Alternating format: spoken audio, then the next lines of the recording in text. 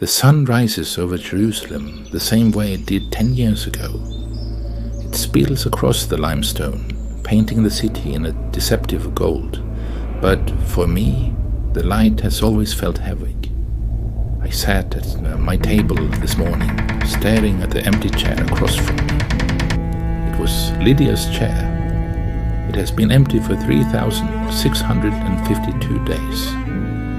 I count them because if I don't, I might forget the cost of the silence in this house. Yesterday, Barnabas came to see me. He spoke of miracles. He spoke of a man on the road to Damascus who was blinded by the glory of the risen one. He told me that Saul of Tarsus, the man whose name was a curse in our streets, is now a brother. He said, Elian, he is coming to Jerusalem. He needs a place where he will not be hunted. He needs to see that we are not afraid. I didn't tell Barnabas that I'm afraid. I am not afraid of a Saul's sword anymore. I'm afraid of the hate that has lived in my chest for a decade. It has become a part of me, like a second heartbeat. How do I tell a miracle that it isn't welcome in my home? How do I look at the man who directed the stones that broke my family and offer him a cup of water?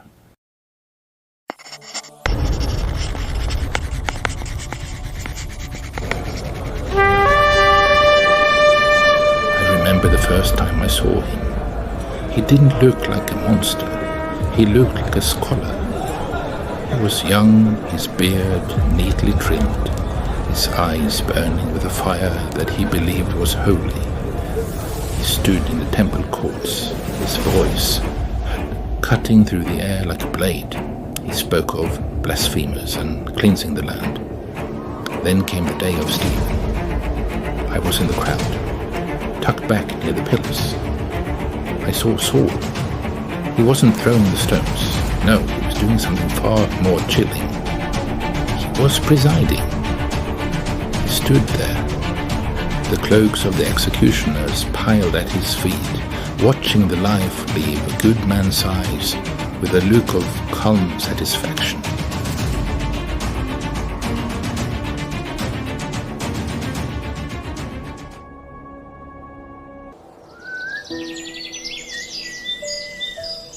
Two weeks later, he came for our street. It was a Tuesday. The smell of baking bread was still in the air. Lydia was showing the neighbors' children how to weave. When the guards kicked in the door, she didn't scream. She just looked at me. I was behind the loom, hidden by the shadows, and she shook her head. A silent command. Stay. Live.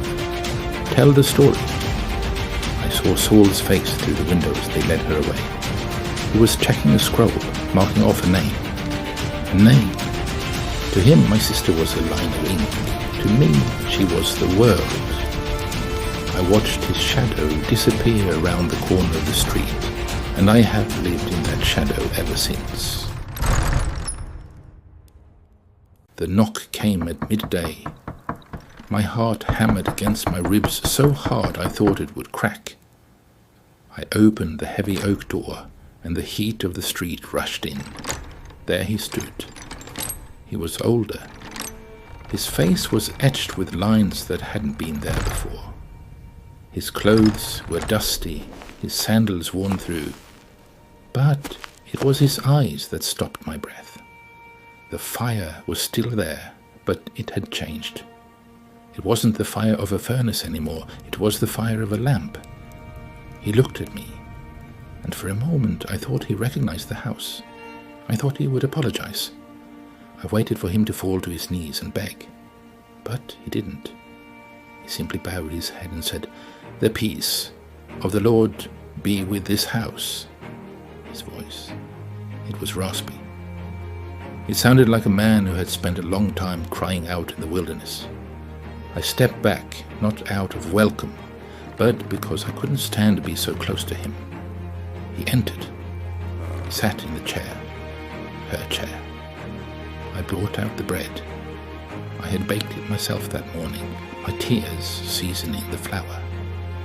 As I set it on the table, the silence between us felt like a chasm. I wanted to reach across the table and grab him by the robes. I wanted to ask him where they took her. I wanted to ask him if he remembered her name. Instead, he reached out his hand, a hand that had once signed death warrants, and he touched the bread. He looked at me, his eyes wet, and he whispered, "I was the chief of sinners, but I have been shown mercy so that in me Christ might show his perfect patience." The bread broke in his hands. The sound of the crust snapping was like the breaking of a spell. We read the story of Paul's conversion in Acts 9 as a theological turning point, and it was. But we must never forget that for the early church, it was a deeply personal trauma.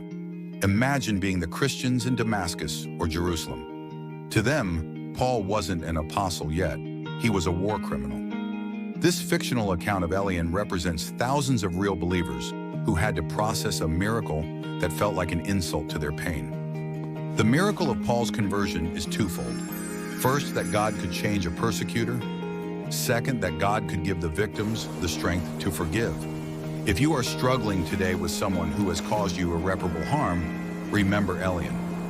Remember that forgiveness isn't saying the past didn't matter. Forgiveness is acknowledging that the God who can reach a Saul is the same God who can heal an Elian. The story of the Bible isn't just about heroes. It's about the messy, painful, and beautiful process of broken people learning to sit at the same table. Thank you for joining me for this story. If this perspective on the life of Paul moved you, please subscribe to the Bible Storyteller. Next time, we go deeper into the heart of the first century church.